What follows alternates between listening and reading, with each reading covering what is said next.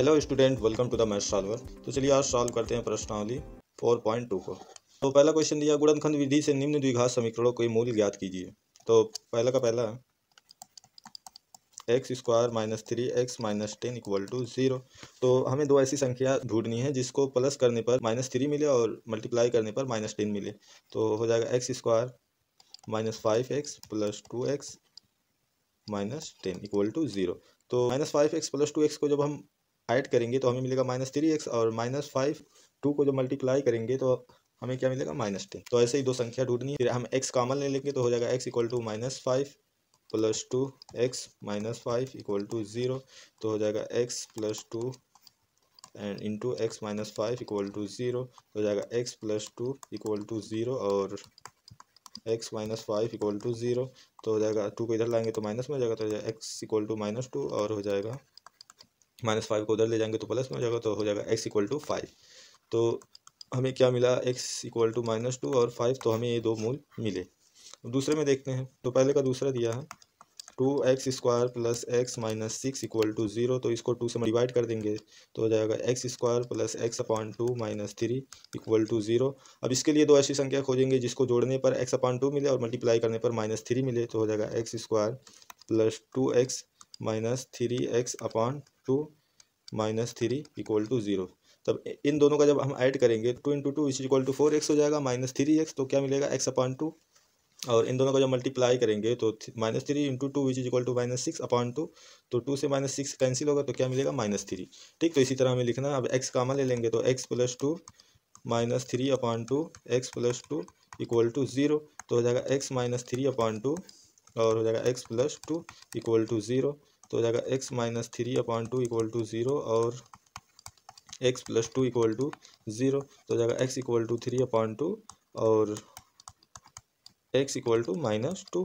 तो इसके हमें दो मूल मिले, x equal to -2 and 3 upon 2।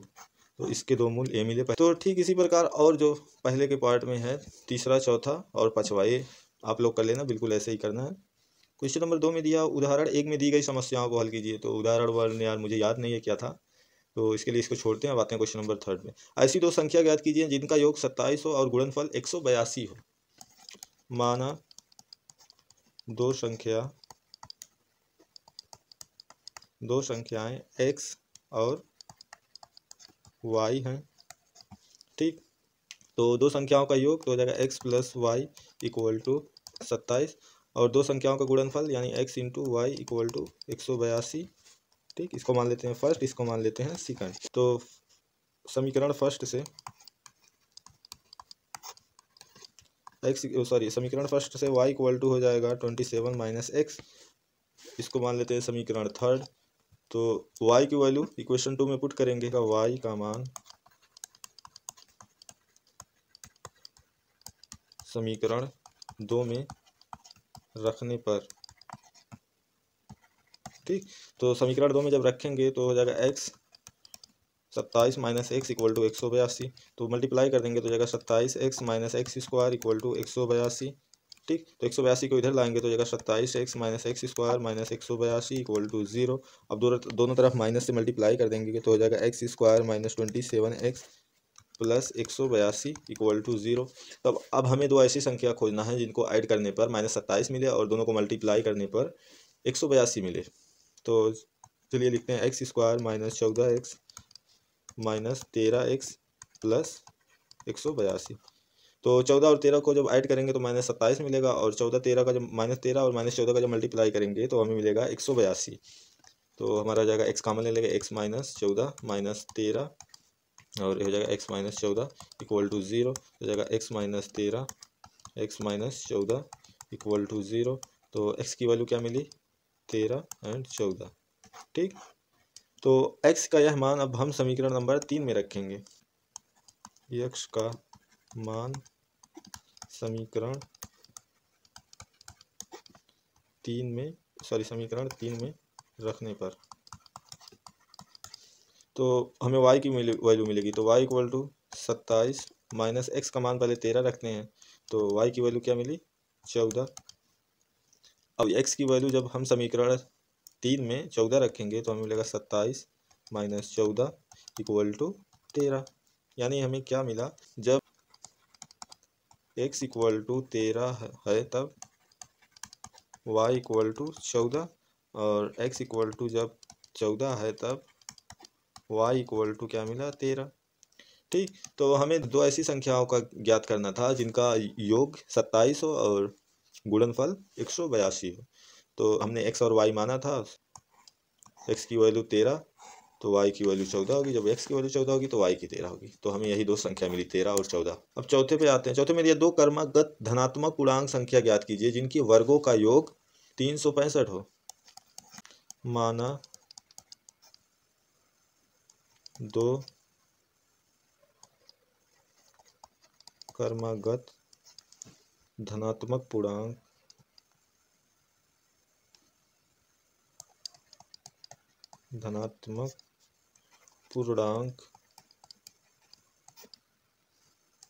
x और x प्लस 1 है, जिनके वर्गों का योग 365 दिया था। तो वर्गों x square plus x plus 1 equal to कितना दिया था, 365। ठीक, सॉरी 365 एक्स स्क्वायर। अब इसको हम सिंप्लीफाई करेंगे तो a प्लस बी का होल स्क्वायर वाला फार्मूला लगाएंगे तो हो जाएगा एक्स स्क्वायर प्लस 1 का square plus 2x into 1 equal to 365। 365 को इधर लाएंगे तो ये हो जाएगा एक्स स्क्वायर 2x हो जाएगा plus 2x plus 1 minus 365 equal to 0। तो हो जाएगा 2x square plus 2x minus 365 plus 1 तो हो जाएगा माइनस 364 इक्वल टू 0। अब 2 से डिवाइड कर देंगे तो हमें क्या मिलेगा, x square plus x minus 364 को 2 से डिवाइड करेंगे तो हमें मिलेगा माइनस 182 इक्वल टू 0। अब हमें दो ऐसी संख्या खोजनी है जिनको ऐड करने पर 1 मिले और मल्टीप्लाई करने पर माइनस 182 मिले। तो वही पिछला एग्जाम्पल जो हमने किया था वही वाला, इसमें भी 13 14 तो हो जाएगा एक्स स्क्वायर प्लस 14x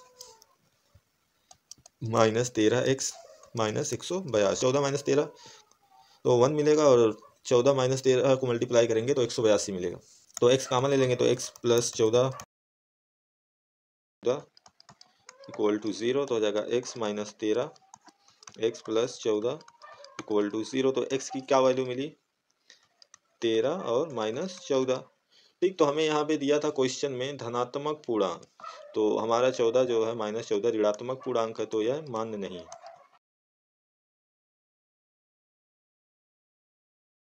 तो हमारा केवल 13 मान है तो हमें x की वैल्यू मिली 13। तो यहाँ स्टार्टिंग में हमने माना दो क्रमागत धनात्मक पूर्णांक x और x प्लस 1 है। तो तो x का मान हमें क्या मिला, x इक्वल टू मिला 13 तो एक धनात्मक पूर्णांक 13 है। और दूसरा हमने क्या माना था, x प्लस 1 तो x की वैल्यू रख देंगे तो हो जाएगा 13 प्लस 1 इक्वल टू 14। तो हमें दो धनात्मक पूर्णांक मिले जिनके वर्गों का योग 365 है। तो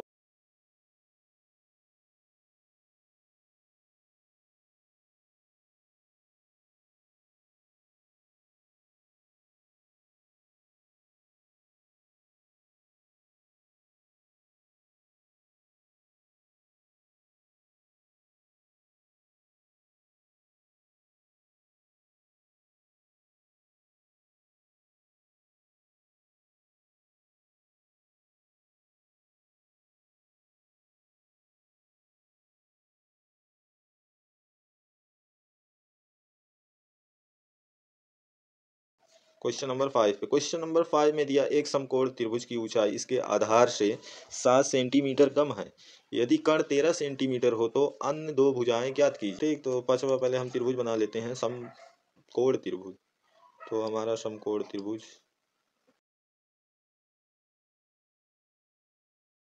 तो कर्ण हमारा दिया है 13 सेंटीमीटर। ठीक, और ये दोनों भुजाएं हमें पता लगानी है। माना आधार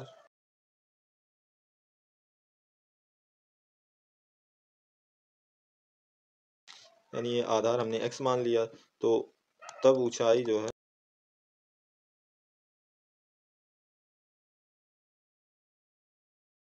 यहाँ पे दिया था त्रिभुज की ऊंचाई इसके आधार से 7 सेंटीमीटर कम है तो हो जाएगा x माइनस 7 सेंटीमीटर। ठीक, यानी अब हम इसमें पाइथागोरस प्रमेय का इस्तेमाल करेंगे। तो पाइथागोरस प्रमेय होती थी आधार का स्क्वायर प्लस लंब का स्क्वायर कण का स्क्वायर। ठीक, ये पाइथागोरस प्रमेय होती है।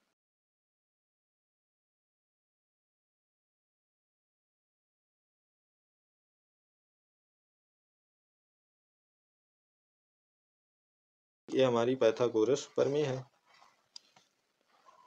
तो जो हमने यहाँ पे माना है और जो क्वेश्चन में दिया था, कण दिया था कितना, कण दिया था, कण इक्वल टू सॉरी कण इक्वल टू दिया था 13 सेंटीमीटर। ठीक, तो हम अपना आधार जो माने और ऊंचाई जो माने और जो कण हमें दिया था उसको पाइथागोरस प्रमेय में रख देंगे।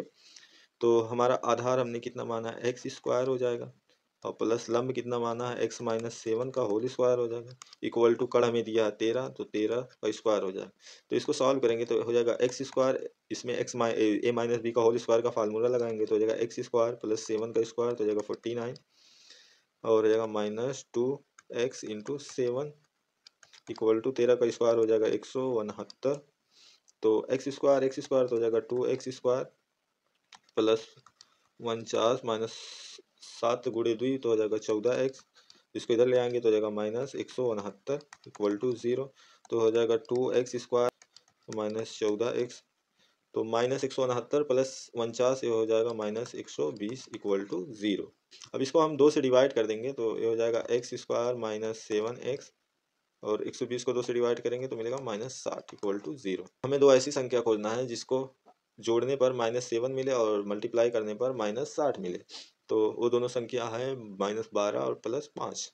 तो हो जाएगा x square -12x plus 5x -60, यानी 5 और 12 को ऐड करेंगे तो 5 और -12 को ऐड करेंगे तो -7 मिलेगा, मल्टीप्लाई करेंगे तो -60 मिलेगा। तो एक्स कॉमन ले लेंगे तो हो जाएगा x -12 प्लस 5 और हो जाएगा x -12 इक्वल टू 0। तो हो जाएगा x -12 x plus 5 equal to 0। तो x की वैल्यू क्या मिली, 12 -5। ठीक, तो हमें आधार की ऊंचाई और हमें त्रिभुज की ऊंचाई और आधार ज्ञात करना था, तो माइनस में होगा नहीं, तो इसीलिए -5 मान्य नहीं है। ठीक, तो हमें x की क्या वैल्यू मिली, 12। तो हमने यहाँ पे माना आधार x सेंटीमीटर, तो हमें x की वैल्यू कितना मिली है, 12। तो आधार हमारा हो गया 12 सेंटीमीटर। ठीक, और तब ऊंचाई में से हमें 7 माइनस करना था, तो x -7 था, तो x की वैल्यू मिली है 12, तो 12 - 7 इज इक्वल टू 5 सेंटीमीटर। ठीक, तो हमें त्रिभुज की यानी अन्य दो भुजाएं यानी आधार और ऊंचाई ज्ञात करना था यानी लंब। तो हमें आधार त्रिभुज का आधार जो है वो कितना मिला, 12। त्रिभुज का आधार 12 सेंटीमीटर है, और ऊंचाई या लंब जो 5 सेंटीमीटर। ठीक, तो ये हमारा आंसर। तो क्वेश्चन नंबर 6 में दिया है, एक कुटीर उद्योग एक दिन में कुछ बर्तनों का निर्माण करता है। एक विशेष दिन यह देखा गया कि प्रत्येक नग की निर्माण लागत उस दिन के निर्माण के लिए बर्तनों की संख्या के 2 गुना से 3 अधिक है। यदि उस दिन की कुल निर्माण लागत 90 रुपये थी तो निर्मित बर्तनों की संख्या और प्रत्येक नग की लागत ज्ञात कीजिए। ठीक, तो इसको हम कैसे सॉल्व करेंगे, चलो देखते हैं। तो क्वेश्चन नंबर 6, तो हमें दिया है प्रत्येक नग की निर्माण लागत उस दिन के निर्माण किए गए बर्तनों की संख्या के 2 गुना से 3 अधिक थी। ठीक, तो हम इसके लिए माना उस दिन बनाए गए बर्तनों की संख्या x है,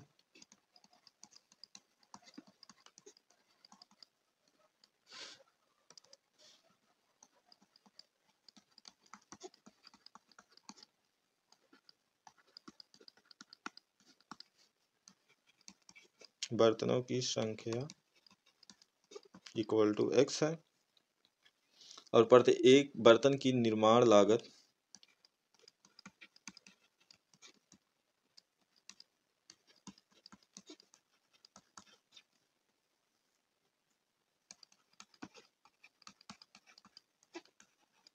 निर्माण लागत में बनाने की लागत इक्वल टू हो जाएगा 2x, यानी 2 गुना से 3 अधिक थी, तो 2x 2 गुना हो गया प्लस 3 अधिक थी। और कुल निर्माण लागत दिया है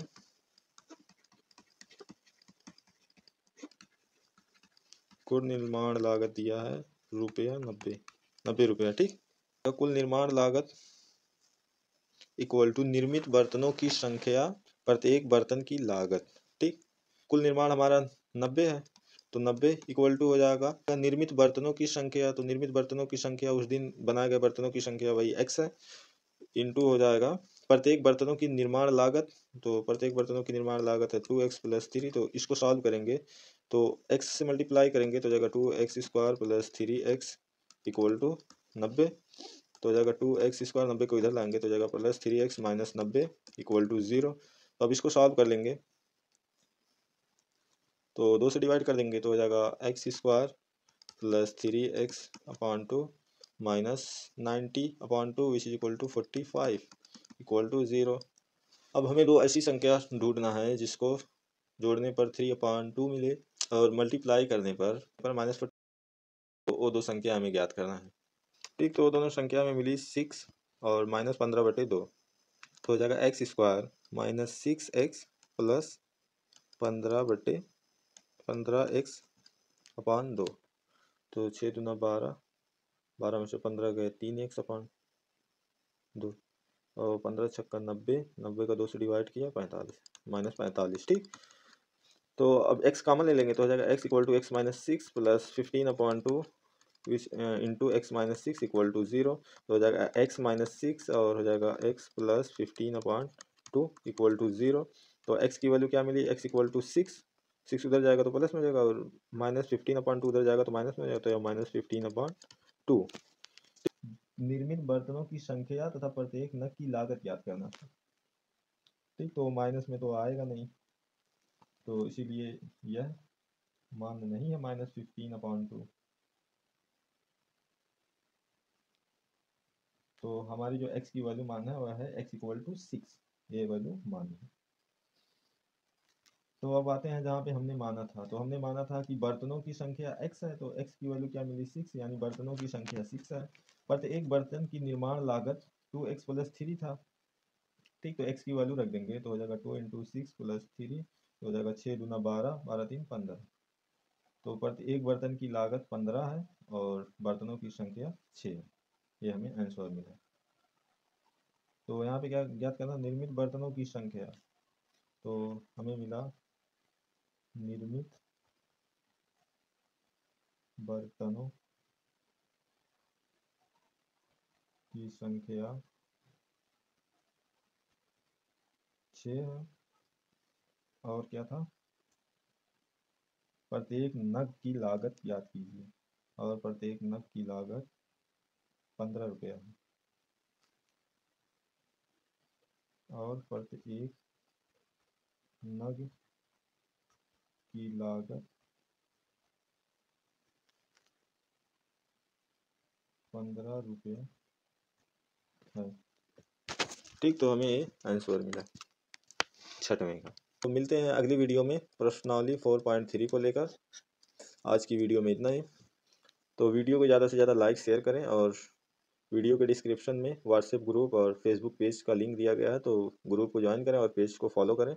वहाँ पे भी मैं मैथ्स से जुड़ी पोस्ट करता रहता हूँ।